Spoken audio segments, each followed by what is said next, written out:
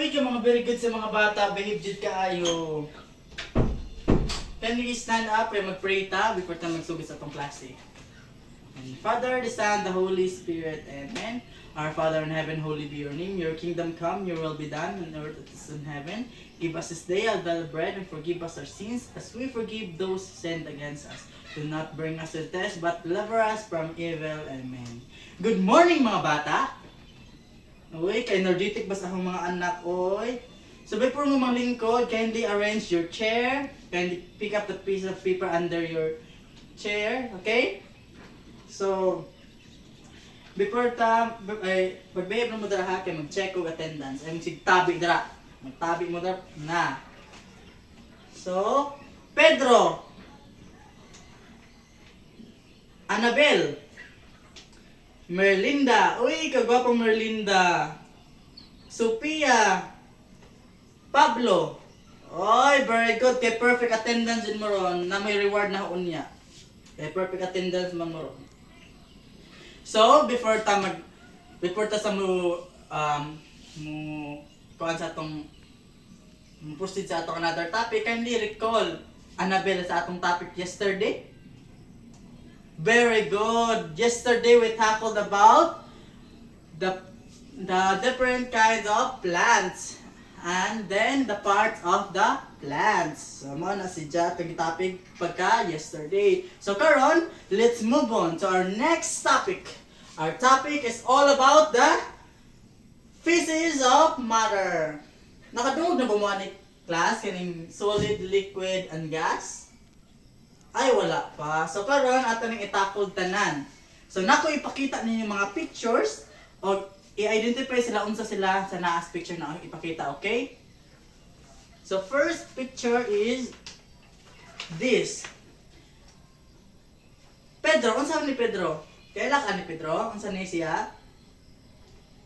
Kaila desa. Yes, this is orange. Orange. Next. Next picture. Unsa man ni? Samantha. Yes, milk. Kay klaro kayo no na may milk. There is ko ano milk. That is milk. So, very good, Samantha. How about this? Pablo. Yes, rain. Rain, rain, go away. Come another day. Mana, very good. Then, what is this? Sophia. Okay, libro. Libro ni siya, Sophia. Thank you very much. And last one. Unsa man ni guys? Unsa man ni class? This is flower. Sure, di mo kailani no? Flower. Kada kong flower ani. So, very good. So, kung mo kabantay unsa ito ang gipakita ninyo? Yes, very good, Sophia. Dali ala ka kuan ni Sophia ka answer oy. So kani akong gipakita ng mga picture ganina, mao to siya different kind of matter. Kaya mao to siyang any kind sa solid, liquid o gas. So before that, I'm gonna explain to you what is solid. So solid keep its shape. So solid pasabot magunitan gahi na shape mao na gitawag og solid. While ang liquid takes the shape of its container. Makabantay mo guys kanang may mga container butang ng tubig. Kung katong butang ng tubig mao toy gitawag og solid. Ang liquid mao tong tubig. Okay, kasabot. While ang gas mao na siya ang fills its water. Ang gas guys di na sa makit-an. Ma-feel na nimo murag iyang gugma mga bata pa man dai mo. So ang gas, for example sa gas is like unsa man, Pablo, sa example sa gas, kanang gas pang bulkit, di na mao Pablo, mali na. So ang gas is fills in the water, fill its container, water na noon. So ang gas, you cannot see, di nimo makit-an. It's in the air we breathe. Kung nawita mo hinga mo na itong mo na ay gas. So, since nasabta naman yung saying solid, liquid, and gas karon, maggrupo mo. Ay, before ta magrupo guys, I'm gonna ask one student usa ninyo na ko i-ask unsay imong nasabtan sa atong discussion karon. Sophia, ano sila sabtan nimo? Uy, very good. Yes. Sophia na dyan nasabtan sa atong topic karon.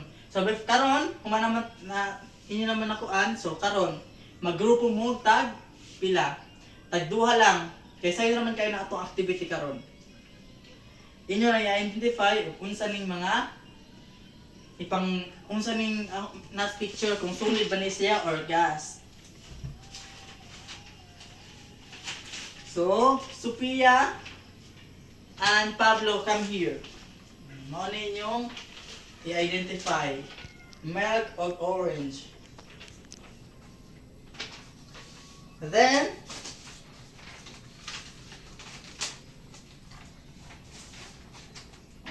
Nathaniel o Melchanko, dara.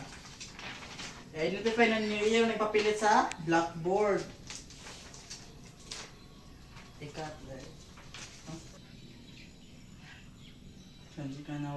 So very good. Nadyo sila nasabtan kay ila doon na-identify kung asa ang liquid, asa ang gas, asa ang solid.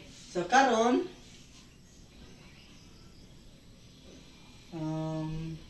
kuan na guys, class kuan na. For the last kuan na to guys, since naman naman to sa activity, so maghatag kun yung assignment ha na dapat nagkaugma na may answer ha that on sa eskwelahan. So that nila kay ipasa. Why dapat kayo mag-assignment kasi na atong assignment karon. So ang akong assignment magsuwat mo dira og different kinds of solid, liquid and gas. So daghan man sigug solid, daghan pug liquid, daghan pug gas, okay? So sayo na makasabutan mo patudlo mo sa mga mama magpapa dito. Pero ayun niya pasuwata yung mama. So mga na to, everybody stand up kay mag-ampo na tag para pang manguli na. The Father, the Son, the Holy Spirit, Amen. Children of God, my guardian angel, to whom this blood commit here, ever this day, be at my side, to rule and night, to rule and guide, Amen. And the Father, the Son, the Holy Spirit, Amen.